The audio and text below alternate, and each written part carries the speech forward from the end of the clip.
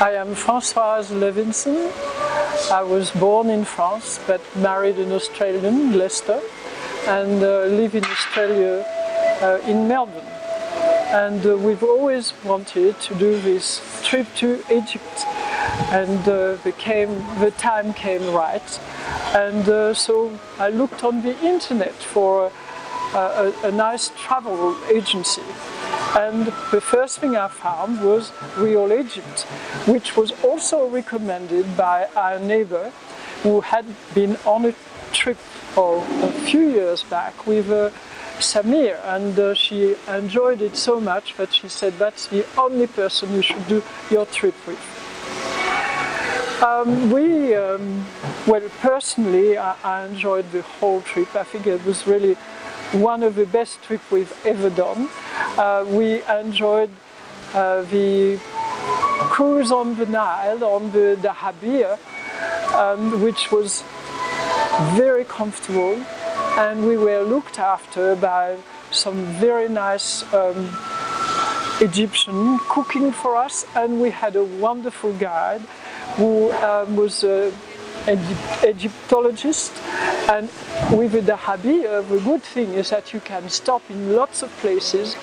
So we visited the King Valley and enjoyed all the noble tombs, the king's tombs, the workers' tombs, and then we went, of course, to Luxor, Karnak, and the Luxor temples, and that was also wonderful. And back on the Dahabia, we went to more places. Some of them, I'm sorry, I can't remember straight away. We also, the good thing about this Dahabia is we stopped in a little village called Edfu, and we walked in the village. We saw some ladies making the bread in the old-fashioned way, the way you read it in the book from Naguib Mahfouz, and the old oven and all the ladies together chatting, and we were invited for mint tea in one of the houses, and so that was very informative to see what the agency calls the real Egypt. And in Aswan, we, after many other stops, we left our Dahabia, and we went into the Nubian village, and that was a very colorful, beautiful sight. And we had, of course, the food cooked for us. We also went on a tour of bird watching in the islands in the Niles near Aswan, and I took many pictures of that, and the egrets, and I can't remember the other birds, but there were lots of them. And then we went to Abu Simbel, where we saw this fantastic temple, which was resurrected from the water and put back on a much higher level after the construction of the Aswan Dam. Aswan was actually very beautiful, especially at night. When our last night on the Dahabia, we had all these beautiful lights, and it made you feel as if you wanted to live there. It was actually a competition for Sydney Harbour. And then we went back to we flew back. I forgot to say that we flew to Luxor, but anyway, we flew from Aswan to Cairo, where we were met again with some very nice people from the agency, and then also we had met before Amini, who was our guide for the Cairo, and we visited with her all the old temples, and we were given lectures on the Tulid, I think, is that right? And the Mameluke, and all the various caliphates, and we admire the beautiful architecture of the mosques. And then we went to the markets, where we saw fabrics being sold and all sorts of things that you could buy. And I bought myself some shoes there that are called the babouche. And what else did we do?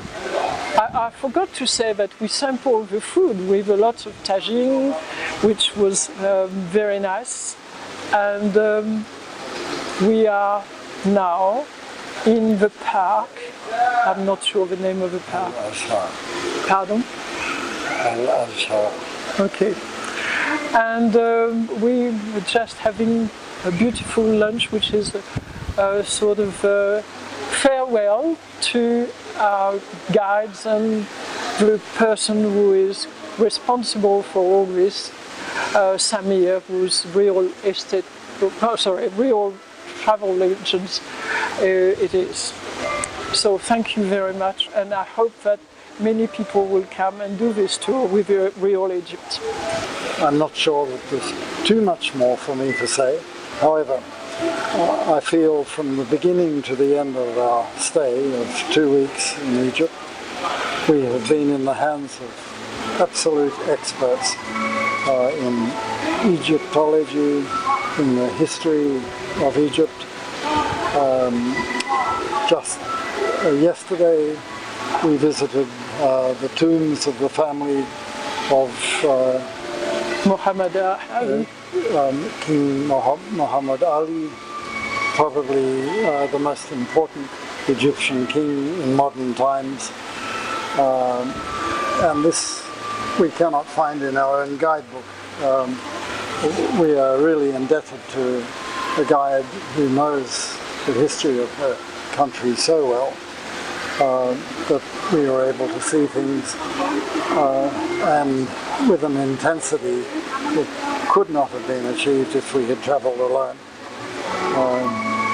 And we enjoy the evolution of the Muslim religion through the Muslim Museum.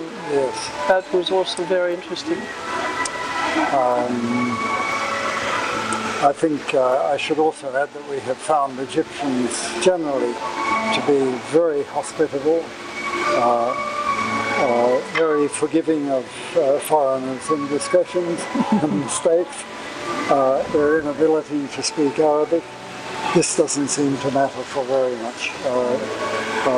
It's been a very comfortable environment for us to travel in.